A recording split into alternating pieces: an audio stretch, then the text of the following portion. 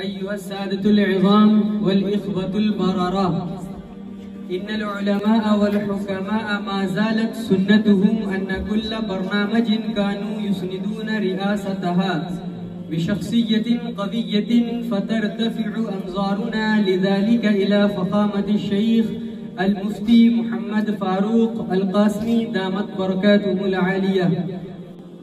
ووجدك عائلا فأغناه فأما اليتيم فلا تقهر وأما السائل فلا تنهر وأما بنعمة ربك فحدث.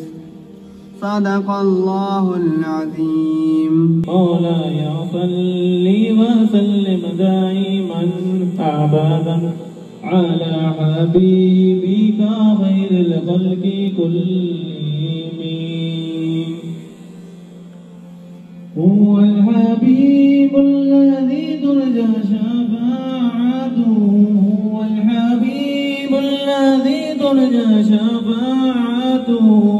أرشدني إلى ترك المعاصي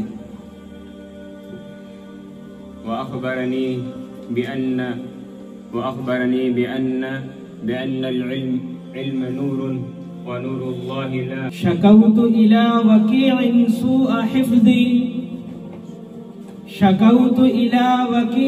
سوء حفظي فأرشدني إلى ترك المعاصي.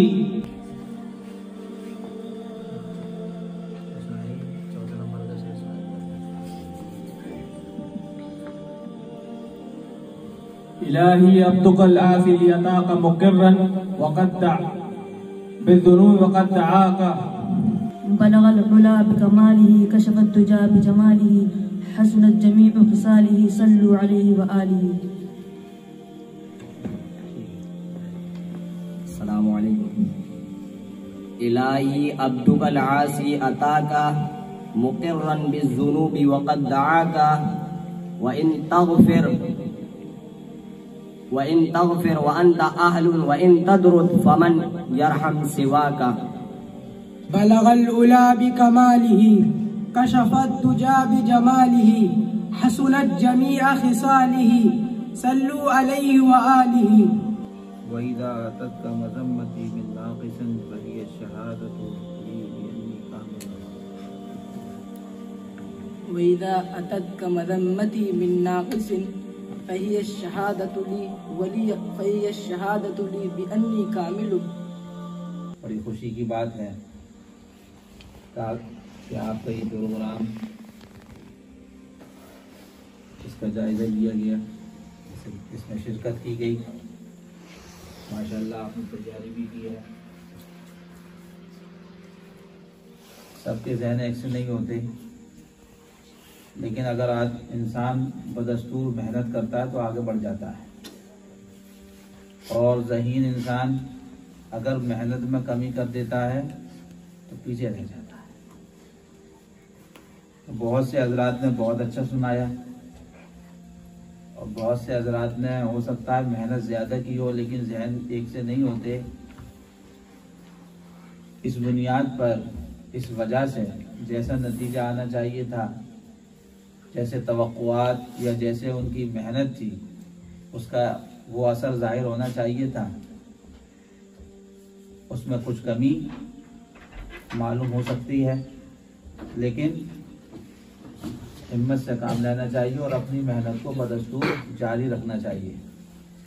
अक्सर और बेशतर देखा यह गया है कि आगे चलकर वही लोग ज़्यादा काम कर जाते हैं जिनका ज़हन दरमियानी होता है, मेहनत और लगन की वजह से।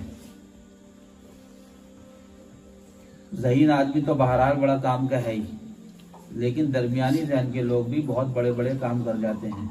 तो मेहनत होती रहती है और अल्लाह ताला एक दिन ज़हन को बहुत अच्छा खोल देते हैं, और जब खोल देते हैं तो बड़ा काम हो जाता है।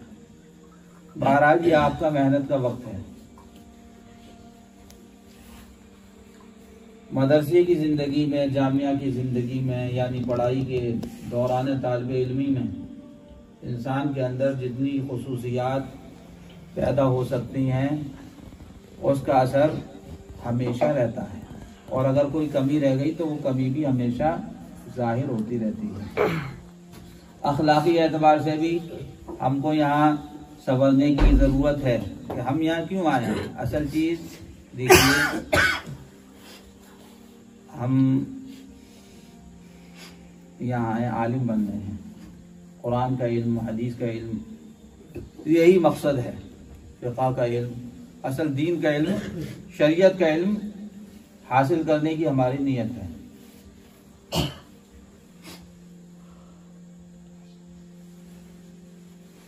ये कुरान हमसे क्या कहता है, अल्लाह हमसे क्या कहता है, रसूलुल्लाह का फरमान क्या है, वो हमारी जिंदगियों में आ जाए,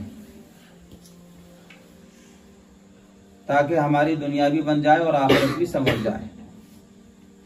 तो अभी से ये हमारा मकसद होना चाहिए, यानी हमको यहाँ बनना है, यहाँ हमको बनना है, शरीयत के सांचे में ढलना है, और यहाँ जो कुछ हम सीख रहे हैं, हमारा जो मकसद है वो हमारी जिंदगियों में आना चाहिए। ये खाली ऐसा नहीं है कि साहब कुछ लोग तो ऐसे हैं जो कॉलेजों में जाते हैं, स्कूलों में जाते हैं, हिंदी, अंग्रेजी, इसका इल्म वो सीखते हैं और इसमें काफ़ी आगे बढ़ते हैं, और कुछ लोग मदरसे में आ गए, जामिया में आ गए, दीन का इल्म हासिल करने लगे। अगर खाली जानकारी तक महदूद है मामला, तो वो हिंदी इंग्लिश की जानकारी हासिल कर रहे हैं, दुनिया के उलूम की जानकारी हासिल कर रहे हैं, हम जो है अरबी की जानकारी हासिल कर रहे हैं। ऐसा नहीं है, बल्कि यहाँ हमारे आने का मकसद ये है कि हम ऐसे रोशन चिराग बन जाएं कि जिसकी रोशनी में लोगों को शरीयत का नूर मिले, शरीयत की रोशनी मिले, कुरान हमारी जिंदगी में आ जाए, शरीयत हमारी जिंदगी में आ जाए, कि जिसके ऐसे यहाँ से बन के निकले कि ऐसे शरीयत के रोशन चिराग हों कि लोग उस रोशनी से रहनुमाई हासिल करें, कि हमारे अखलाक भी अच्छे होना चाहिए, अमल भी अच्छा होना चाहिए, आदतें भी अच्छी होना चाहिए, और इसी तरह से घर में मामलात भी अच्छे होना चाहिए, माँ बाप के साथ, भाइयों के साथ, बहनों के साथ, रिश्तेदारों के साथ, सबके साथ हमारे मामलात अच्छे होने चाहिए। नमाज की पाबंदी हो, कुरान की पाबंदी हो, तिलावत की पाबंदी हो, ये सारी चीज़ें अभी से आना चाहिए। अगर इसी तरह से हमारा ये जो दौरान तालिब इल्मी का वक्त है, 4 साल का, 5 साल का, 6 साल का, 7 साल का, जो भी है, कुछ गुजर गया, कुछ बाकी है, तो इस तरह से अगर हमारे जहन में रहेगा और अभी से तैयारी होगी, नमाज की भी पाबंदी है, सच्चाई, बोलचाल में सच्चाई है, अच्छे अखलाक हम अपने अंदर ला रहे हैं और बुरे अखलाक अपने अंदर से निकाल रहे हैं, तो जब हम फारिग होंगे तो उस वक्त तक हमारी अंदर बहुत सी अच्छी बातें आ गई होंगी और एक काम के इंसान हम बन गए होंगे, काम के इंसान। और अगर ये सोचा, अभी तो पढ़ रहे हैं, अभी तो पढ़ रहे हैं, अभी तालिब इल्म की जिंदगी है, ये तो खेल कूद की होती है, और अपनी जो आदतें हैं, अपने जो हर इंसान के अंदर होती हैं कुछ ना कुछ बातें, उन कमियों को दूर करने की कोशिश नहीं की गई, तो वक्त गुजरता रहेगा और आखिरकार फरागत का साल भी आ जाएगा और फरागत भी हो जाएगी। लेकिन जो कमियां हमारे अंदर रह गई हैं दौरान तालिब इल्मी में, अगर किसी की नमाज छोड़ने की आदत है दौरान तालिब इल्मी में, फारिग होने के बाद ऐसा नहीं होगा कि नमाज की पाबंदी आ जाए, वो यही रहेगी। किसी की अगर देर से उठने की आदत है सुबह तालिब इल्मी में, तो फारिग होने के बाद ये सोचा जाए कि जल्दी उठने की आदत बन जाएगी, फजर से पहले उठने की आदत बन जाएगी, ऐसा नहीं हो पाएगा, बहुत मुश्किल है। क्यों? ये मदरसे की जिंदगी, जामिया की जिंदगी जो होती है माँ के पेट की तरह से है। और माँ के पेट का क्या मामला है? जिस बच्चे के अंदर अगर माँ के पेट से कोई कमी आती है तो उसका इलाज बहुत मुश्किल हो जाता है। एक बच्चा आके उसके हाथ में माँ के पेट से ही जो है कमी आई है, उसके अंदर जो है कमजोरी है, तो उसका इलाज मुश्किल होता है बमुकाबिल उस बीमारी के जो दुनिया में आने के बाद इंसान को लाहिक होती है, तो उसका इलाज आसान होता है। तो तो ये हमारी जो जिंदगी है ये माँ के पेट की जिंदगी चल रही है। इसीलिए तो ये कह रहे हैं ये हमारा मादर इल्मी है।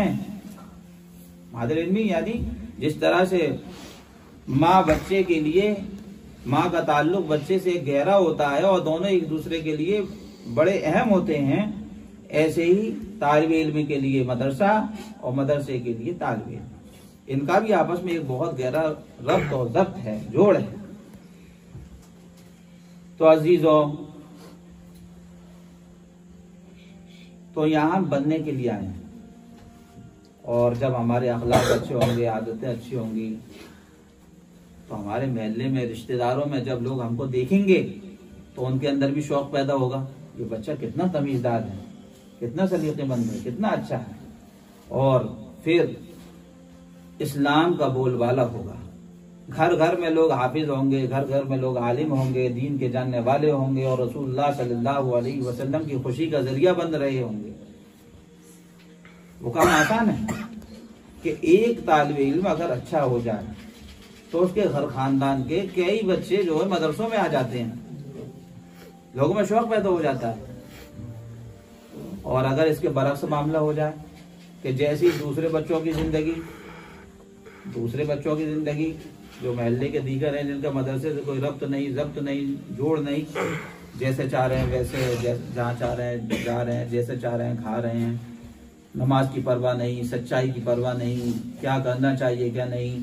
अगर हमारी जिंदगी भी ऐसी ही रही तो अभी हमने यहाँ आने के अपने मकसद को पहचाना नहीं।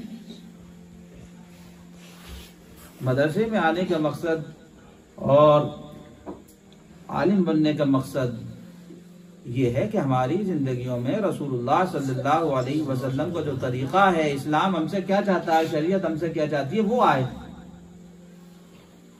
ये नहीं है कि साहब हम पे बहुत अच्छी तकरीर करना आ जाए, बहुत अच्छा बयान आ जाए, ये नहीं। हाँ, ये भी जरूरी है। ये कैसे? ये चीजें आना चाहिए, अमल के साथ आएंगी तो इसका असर होगा, और असर होगा, लोगों को फायदा होगा। और हमको क्या, लोगों को फायदा पहुंचाने की तो नीयत है। आलिम बनने के बाद में एक है साहब दुनियादार लोगों की जिंदगी, एक है आलिमों हाफिजों की, मदरसे वालों की जिंदगी, जामिया वालों की जिंदगी, मकतबों वालों की जिंदगी। दोनों की जिंदगी में बड़ा फर्क है। अगर दुनिया की लाइन से लोगों को देखा जाए तो उनके पास ऐशो इशरत की बहुत सी चीजें होती हैं, उनके पास वसाइल होते हैं, उनकी आमदनियां माहाना जो है आमदनी भी बहुत होती है। एक आदमी बिजनेस कर रहा है या सरकारी उसकी नौकरी है तो उसकी आमदनी बहुत है, लेकिन इस लाइन में इसमें उन जैसे मामलात नहीं होते। लेकिन मकसद क्या है भाई? मकसद तो हमारा आखिरत है, और मकसद रसूलुल्लाह सल्लल्लाहु अलैहि वसल्लम के दीन को बुलंद करना है, उसकी बुलंदी के लिए काम करना है, और घर घर कुरान के पैगाम को पहुंचाना है, रसूलुल्लाह के पैगाम को पहुंचाना है। ये है हमारा मकसद। अगर हम अपने मकसद से हट जाएं, ये नहीं बल्कि दूसरे लाइन पे चलने लगे, दुनिया भी गई आखिरत भी गई, खसीरत दुनिया वल आखिरा, ना तो ये मिला ना ये मिला, ना तो ये मिला। भाई दुनिया तो पहले से है नहीं है, तो उनके पास वसाइल है भाई, सब चीज है, और उनकी मामलात दूसरे हैं। इधर इतने वसाइल नहीं है, बस इधर तो आखिरत है, आखिरत। और वो आखिरत कैसे है? आखिरत की कामयाबी वो अपने अंदर दीन के इल्म के साथ साथ अमल। तो हमको, और फिर इसका फायदा ऐसा है कि अल्लाह दुनिया में भी इज्जत देता है, आखिरत में भी इज्जत है, आखिरत में भी इज्जत है। और जब अमल के साथ सब चीज होगी, कुरान का इल्म अमल के साथ, हदीस का इल्म अमल के साथ, और इसी तरह से अरबी का इल्म अमल के साथ, बलागत और खिताबत अमल के साथ, बयान और तकरीर अमल के साथ, तो अल्लाह लोगों के लिए हिदायत के, हमारे जरिए से हिदायत के दरवाजों को खोल देगा, हमको लोगों की रहबरी के लिए कबूल कर लेगा अमल के साथ। और हमारा मकसद जो तो कामयाब हो गया। हमारा मकसद यहाँ आने का यही तो है कि रसूलुल्लाह का दीन घर घर पहुंचे और लोगों को इससे फायदा हो और सही बात उनको मालूम हो, और वो होगा अमल के साथ। अब हमारी ये जिंदगी जो है, ये है माँ के पेट वाली जिंदगी। हमको अपनी कमियां देखना चाहिए, दूसरों की नहीं। अपनी। अगर अभी हमारे अंदर लोगों की बुराई करने की आदत है, हमेशा बुराई करने की आदत रहेगी, चाहे आलिम बन जाए, चाहे कितने भी बड़े मर्तबे पे पहुंच जाए। गीबत करने की आदत है, ये खत्म नहीं होगी। किसी से कीना रखने की आदत है, खत्म नहीं होगी। शरीयत ने हमको जैसे ही किसी बात के बारे में मालूम हो ये शरीयत की रोशनी की आदत है, फौरन उससे हमको दूर रहना है। इसी तरह से मंजिल व मंजिल चढ़ते चले जाना है, चढ़ते चले जाना है। जब फारिग होंगे तो अल्लाह बड़ा काम लेगा, अल्लाह बड़ा काम लेगा। बार तो हम में और मदरसे में आने वालों में और मदरसे से बाहर रहने वालों में फर्क है। वो फर्क कि हम लोगों के लिए नमूना बनने वाले हैं और उसी वक्त लोगों को हमसे फायदा होगा जबकि हम सही तरह से यहाँ बने होंगे। तो हमको दूसरों की देखा देखी काम नहीं करना कि महल्ले के फला बच्चे ये काम कर रहे हैं या वो फला जगह चले जाते हैं, उनका खेलने का अंदाज ये है। नहीं, हमें अपनी एक पहचान बनाना है, अपना वकार बनाना है, अपना मकाम बनाना है। जब वकार होगा, मकाम होगा, पहचान होगी, लोगों को फायदा होगा और लोगों को दीन हासिल करना हमसे आसान होगा। तो बाहर आप लोगों ने माशाल्लाह मेहनत की, असातिज़ा ने मेहनत कराई और ये शेर याद कराए। शेर याद करना वैसे भी मुश्किल होता है, लेकिन आप लोगों ने बड़ी मेहनत से याद की है माशाल्लाह। और मेहनत कीजिए, अल्लाह और तरक्की अता फरमाएगा। और अरबी के अंदर आप मेहनत कर रहे हो माशाल्लाह। आपके असातिज़ा ये तो काफ़ी मेहनत कर चुके हैं, इससे पहले भी मदरसों में मेहनत कर चुके हैं। इन्होंने तो बहुत से मदरसों को काफ़ी ऊंचाइयों पे पहुंचाया। बहरहाल इनकी रहनुमाई में आप बताई हुई हिदायत पर आप अमल करते रहेंगे, इंशाअल्लाह अरबी के अंदर आपको काफ़ी आसानियाँ और सहूलतें और काफ़ी अच्छी महारत हासिल हो जाएगी। अपने असातिज़ा की रहनुमाई पर अमल करें, उनकी हिदायत पर अमल करें, ये आपके लिए बड़ा मुफीद है। जैसा कि अभी आपने याद किया। और ये शेर ऐसे शेर हैं इस किताब के अंदर, ये तो बहुत अच्छे अच्छे अशार हैं, बहुत अच्छे अच्छे। अगर आप इसे याद कर लेंगे, इसके अंदर बाज़ शेर ऐसे हैं जो जिंदगी भर आपको फायदा देंगे, आपको बयान और तकरीर में फायदा देंगे। आप तन्हाइयों में जब उसे पढ़ेंगे तो उसका असर आपके दिलों पर होगा। बाज़ अशार तो ऐसे हैं। बहरहाल अल्लाह ताला हमको आपको, भाई जो बातें मैंने कही उसका मैं भी अमल के जो मोहताज हूँ, आपके लिए नहीं थी, वो मेरे लिए भी थी। अल्लाह मुझे भी और आपको भी कहने सुनने ज़्यादा अमल की तौफीक अता फरमाए। व आखिर दावाना अल्हम्दुलिल्लाह।